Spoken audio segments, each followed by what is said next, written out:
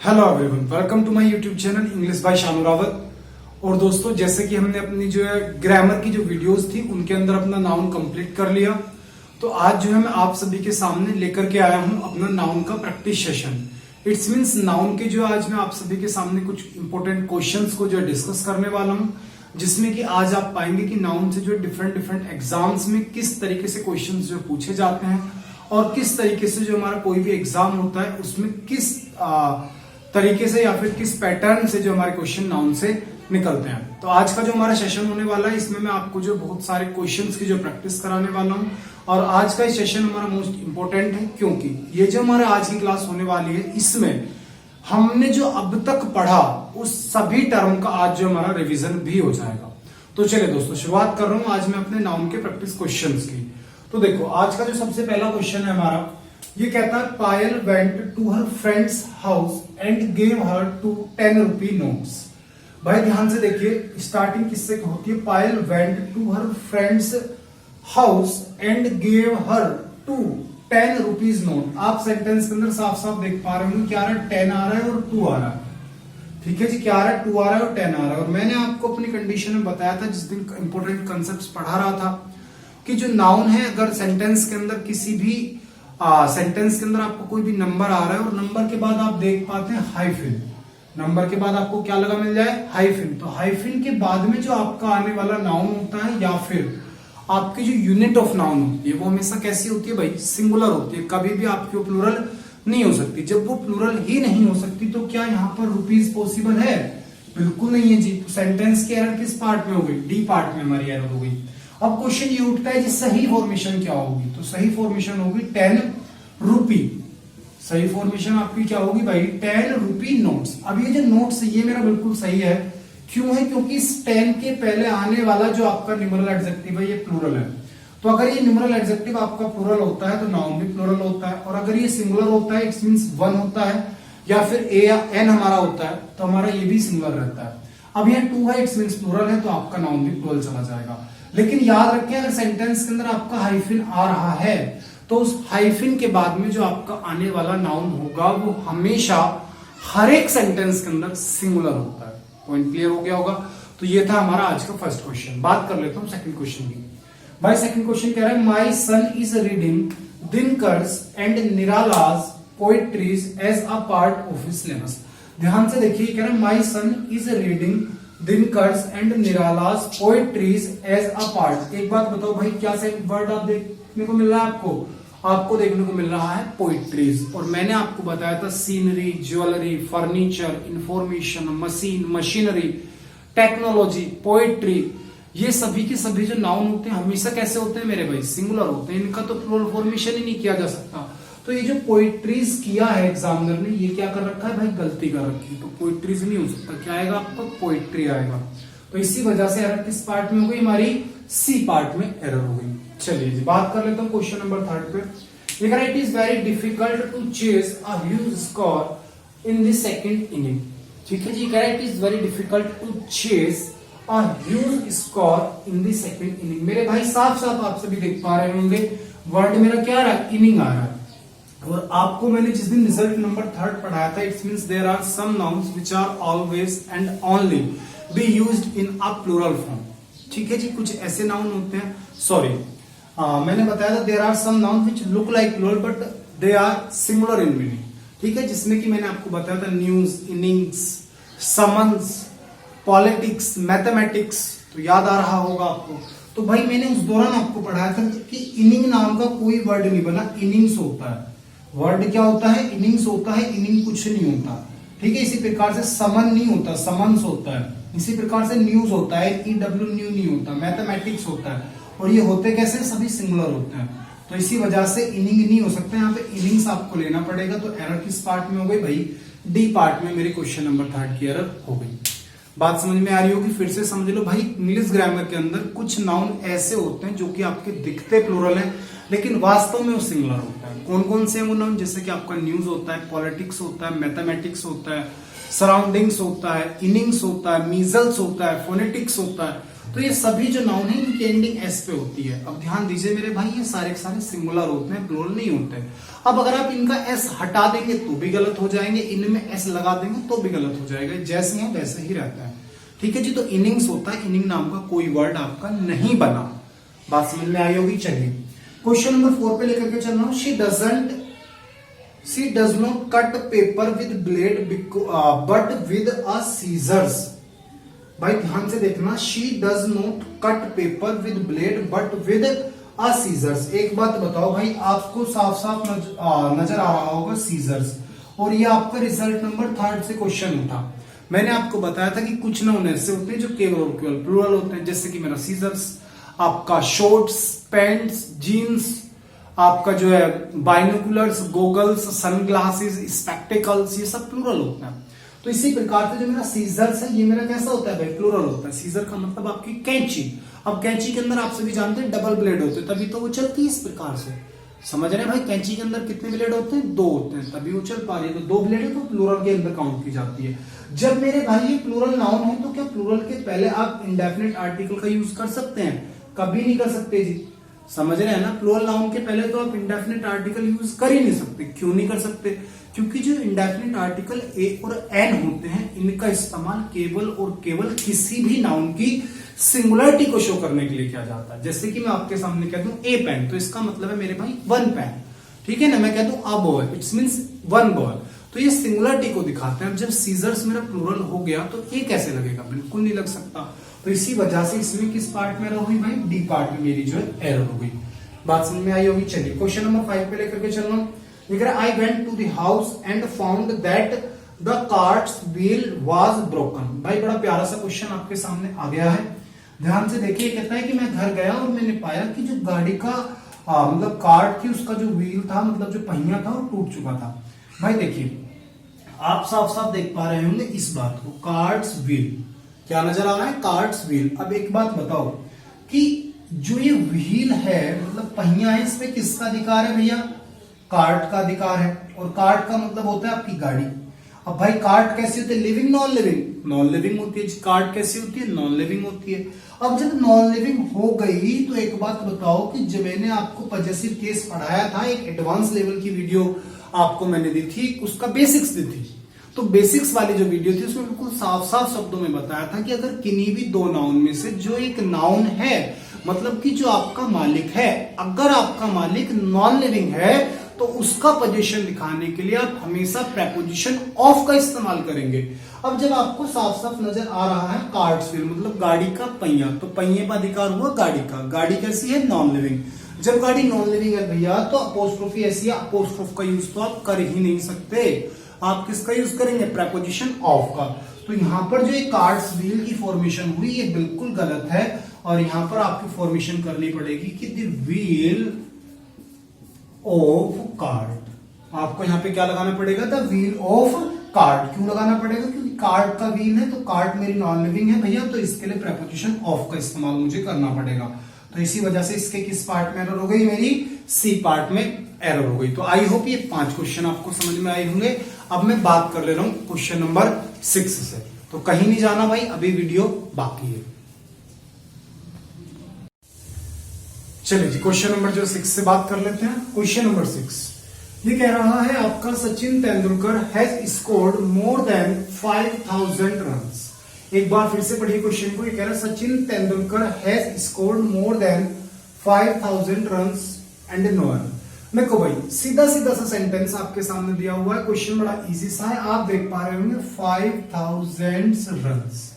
अब भाई ध्यान से एक बात बताओ, जब यहाँ पे ऑलरेडी 5 आपने लगा दिया, ठीक है जी, और आप यहाँ पर रन्स कर दे रहे हैं, ठीक है जी, तो जब आपका प्लूरल नंबर आया तो नाउन आपका प्लूरल आएगा। ठीक है जी, जब भी कभी आपका नंबर प्लूरल आता है तो उसके साथ में आने वाला नाउन भी आपका हमेशा प्लूरल होता है। लेकिन एक बात बताइए मेरे भाई, जब आपने नाउन को प्लूरल कर दिया तो क्या यूनिट ऑफ नाउन जो है वो भी आपको प्लूरल करनी पड़ेगी? बिल्कुल नहीं जी। तो आपका यहाँ पर क्या आना चाहिए था, 5000 रन्स। समझ रहे हैं? या फिर मैं इसको बनाता थाउजेंड्स ऑफ रन। समझ रहे हैं? तो इस तरीके से मेरी बात आती है। तो जब भी कभी आपके सामने बिल्कुल डेफिनेट न्यूमरल एडजेक्टिव दे दिया जाए और जो आपका न्यूमरल एडजेक्टिव है अगर वो आपका प्लूरल हो तो उस कंडीशन में आप याद रखें कि जो नाउन आता है वो आपका प्लूरल आता है, लेकिन जो नाउन के साथ में आपकी यूनिट ऑफ नाउन का यूज होता है वो हमेशा सिंगुलर होती है। तो इसी वजह से यहाँ पर आपका आएगा 5000 रन्स। ठीक है, 5000 नहीं हो सकता, तो एरर किस पार्ट में होगी, मेरी सी पार्ट में होगी। आई होप पॉइंट क्लियर हो गया होगा। चलिए क्वेश्चन नंबर 7 की बात कर लेता हूँ। There was no money in the bank in Dhananjay's and Mrityunjay's joint account. भाई आपका पजेसिव केस का क्वेश्चन आया है क्योंकि आप साफ साफ पोजीशन देख पा रहे हैं। क्वेश्चन किससे आया है, मेरा पजेसिव केस से क्वेश्चन उठा है, साफ साफ पोजीशन मुझे दिखाई दे रही है। लेकिन मेरे भाई ध्यान देना, पजेसिव केस में भी जो एडवांस लेवल की मैंने वीडियो आपको प्रोवाइड कराई थी वहां से मेरा क्वेश्चन होता है। एक बात बताओ भाई, आप देख पा रहे हो कौन सा अकाउंट है आपका, जॉइंट अकाउंट है। अकाउंट कैसा है मेरा, जॉइंट अकाउंट है। और आप सभी को पता है कि जब भी कभी किन्हीं भी दो नाउन का किसी भी एक चीज पर जॉइंट अकाउंट हो या फिर क्लोज रिलेशन हो तो उस कंडीशन में जब मैं पोजीशन दिखाता हूं तो पोजीशन दिखाने के लिए पजेसिव केस का इस्तेमाल केवल एक नाउन के साथ में होता है। फिर से बात को समझो मेरे भाई, जब भी कभी किसी एक वस्तु पर किसी भी टर्म पर दो आदमियों का अधिकार हो लेकिन जो दोनों का अधिकार हो वो बराबर का अधिकार हो तो उसको बोलते हैं जॉइंट पोजीशन।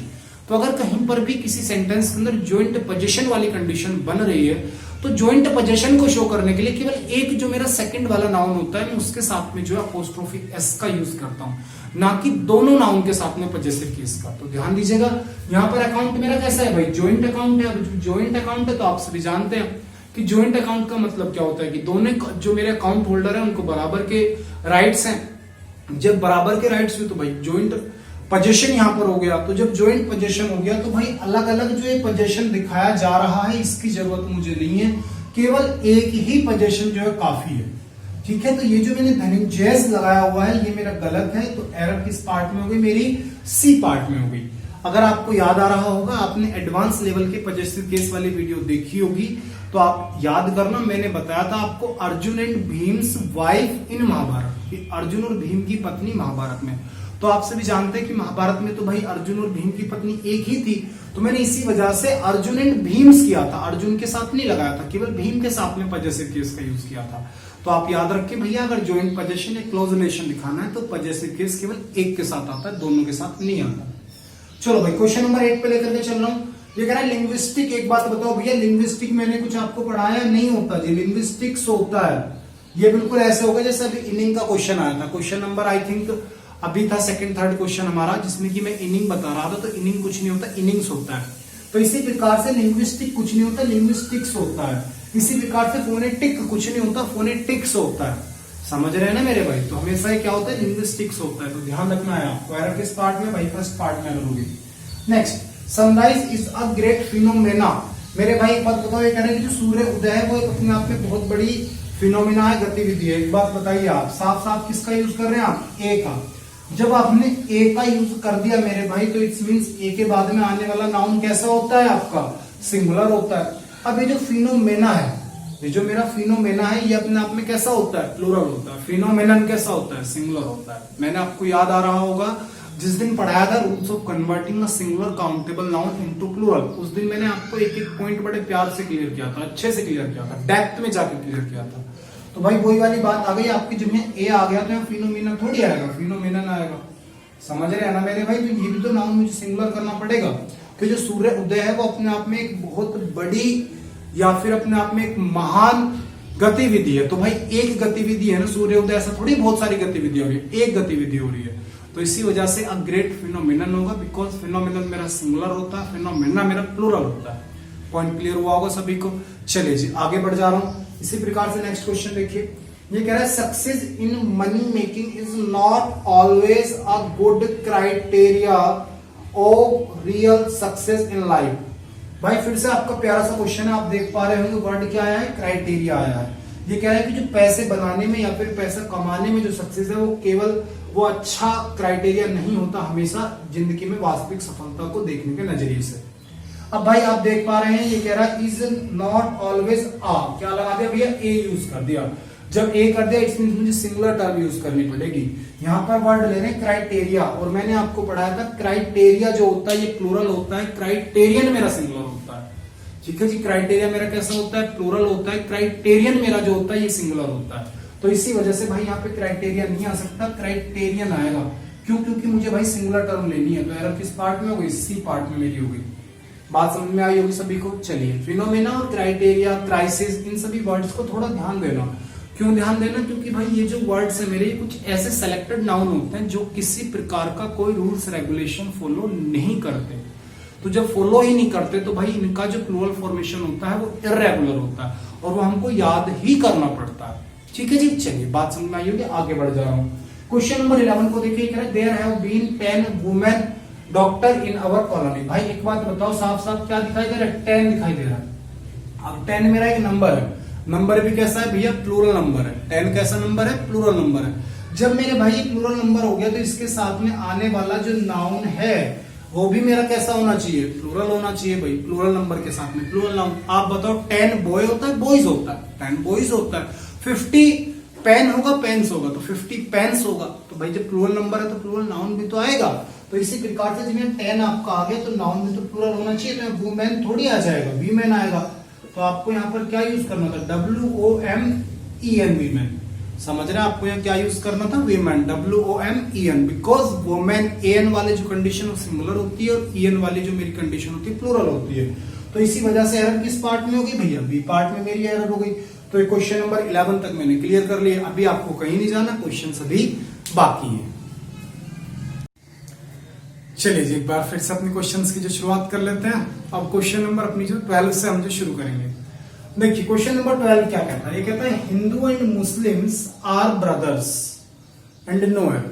भाई क्वेश्चन बहुत जबरदस्त है, बहुत इंपॉर्टेंट है। और इंपॉर्टेंट क्यों है, क्योंकि इसके अंदर आपको वो ट्रीटमेंट करना है जो शायद आपने अब तक नहीं पढ़ा हुआ होगा। देखो भाई, ये कह रहा है हिंदू और मुस्लिम जो है भाई भाई है। अब एक बात बताओ, ये जो ब्रदर्स है ना, इसके पॉइंट को आपको समझना है। देखो, एक मेरा नाउन होता है मेरे भाई ब्रोदर। एक नाउन मेरा क्या होता है भाई, ब्रोदर। ब्रोदर का मतलब आपका होता है भाई। लेकिन जब इस ब्रोदर नाउन का प्लूरल फॉर्मेशन किया जाता है तो इसके प्लूरल डबल हो सकते हैं। मतलब एक समय पर हम इसके 2 बार डबल नाउन को जो प्लूरल फॉर्मेशन कर सकते हैं। एक तो आप सीधा सीधा सा कर सकते हैं इसका ब्रदर्स, ठीक है जी। एक तो आप इसका क्या कर सकते हैं, ब्रदर्स कर सकते हैं। और एक इसका प्लूरल फॉर्मेशन होता है ब्रेथरन, BRETHREN, ठीक है जी। दोनों इसके जो प्लूरल फॉर्मेशन हमारे हो सकते हैं, लेकिन दोनों में डिफरेंस क्या है ये आपको सीखना बहुत जरूरी है। देखो मेरे भाई, जब भी कभी बात की जाए सगे भाइयों की, ठीक है जी, जैसे कि मैं कह दूं कि मी एंड माई ब्रदर, ठीक है, तो ब्रदर हो गया। या कह सकते हैं Ram and Shyam are brothers, ठीक है जी। तो सगे भाइयों की बात करेंगे तो आप यूज करेंगे ब्रदर्स का। लेकिन अगर आप सगे भाइयों की बात नहीं कर रहे, नॉर्मल भाइयों की बात कर रहे हैं, तो वहां पर ब्रदर्स वर्ड यूज नहीं होता, वहां वर्ड यूज होता है ब्रेथरन। क्या वर्ड यूज होता है मेरे भाई, ब्रेथरन वर्ड यूज होता है। ब्रेथरन वर्ड का मतलब होता है सहोदरे भाई या फिर कोई भी एक ऐसे भाई जो कि सगे भाई नहीं है, ठीक है जी।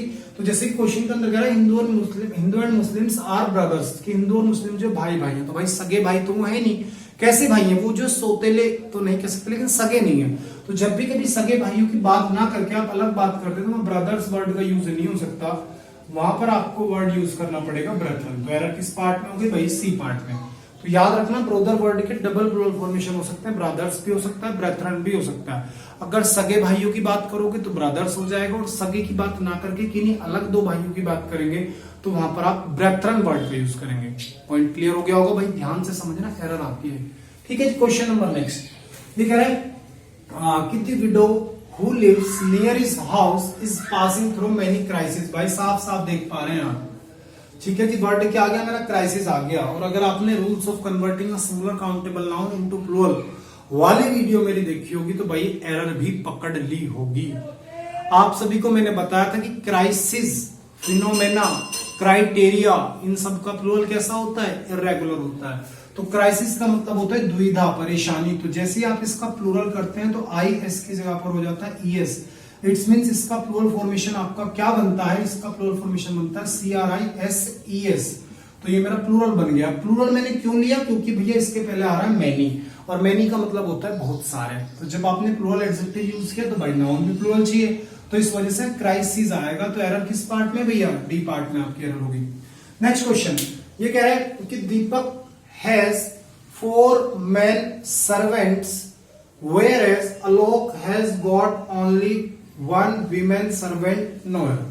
भाई देखो साफ साफ देख पा रहे हैं आप, क्या दिखाई दे रहा है, मैन सर्वेंट्स।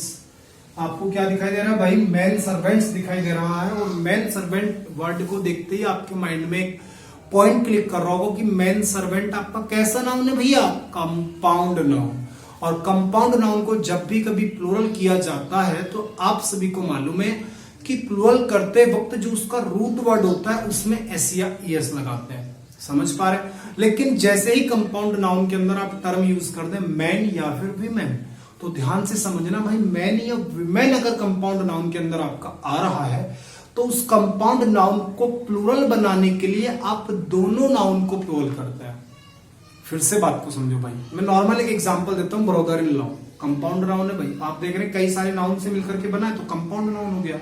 तो अगर आप ब्रदर इन लॉ का प्लूरल करेंगे तो आप सीधा कर देंगे ब्रदर्स इन लॉ, ठीक है। लेकिन अगर मैं कह दूं आपसे मैन लवर, क्या एग्जांपल दिया, मैन लवर, तो अगर आप इसका प्लूरल करना चाहेंगे तो आपको बनाना पड़ेगा MEN, मैन लवर्स, ठीक है जी, मनुष्यों को प्यार करने वाले। तो मनुष्यों, पहले तो मैन को प्लूरल बनाया और फिर करने वाले, इट्स मींस आप कंपाउंड नाउन की बात कर दिए। तो अगर कोई कंपाउंड नाउन है और उसमें मैन या वीमेन वर्ड आ गया तो ध्यान से उसका प्लूरल फॉर्मेशन करना और उसमें जो मैन या वीमेन है उसको भी प्लूरल बनाइएगा और उसके साथ ही साथ जो आप उसमें नाउन सेकंड टर्म पे यूज हो रहा है, मतलब जो बाद में उसके लगा हुआ नाउन है उसको भी आप प्लूरल बनाइएगा। तो इसी वजह से यहां पर सर्वेंट्स किया हुआ है, बिल्कुल ठीक है। लेकिन भाई MEN मैन का भी तुम्हें MEN मैन करना पड़ेगा।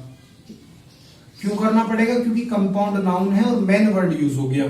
तो अगर किसी कंपाउंड नाउन में मैन या वीमेन हमारा आ जाता है तो उसके दोनों नाउन्स को हमको जो प्लूरल करना होता है। बात समझ में आ गई होगी भैया सभी को, आगे बढ़ जाओ। क्वेश्चन नंबर भाई अराउंड 15 पे ये कह रहा है Ramesh together with his friends gave Sarika good advices. भाई बड़ा प्यारा क्वेश्चन, आसान क्वेश्चन, साफ साफ देख पा रहे हो भैया क्या आ रहा है, एडवाइसेस। और मैंने आपको बताया था advice, information, machine, technology, jewellery, furniture, आपकी सीनरी, पोइट्री, इनका तो कभी प्लूरल बनता ही नहीं, तो आप इन्हें प्लूरल बना कैसे सकते हो, तो एडवाइसेस तो हो ही नहीं सकता।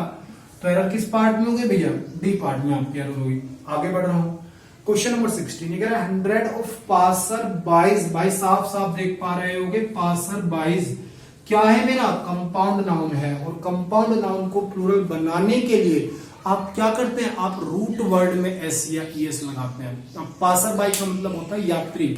आप सभी देख पा रहे हैं कि पासर बाई में मेन शब्द क्या है भैया, मेरा पासर है, बाई थोड़ी है, बाई तो केवल इसको कंपाउंड कर रहा है, तो बाइज नहीं हो सकता, पासर्स बाई होगा।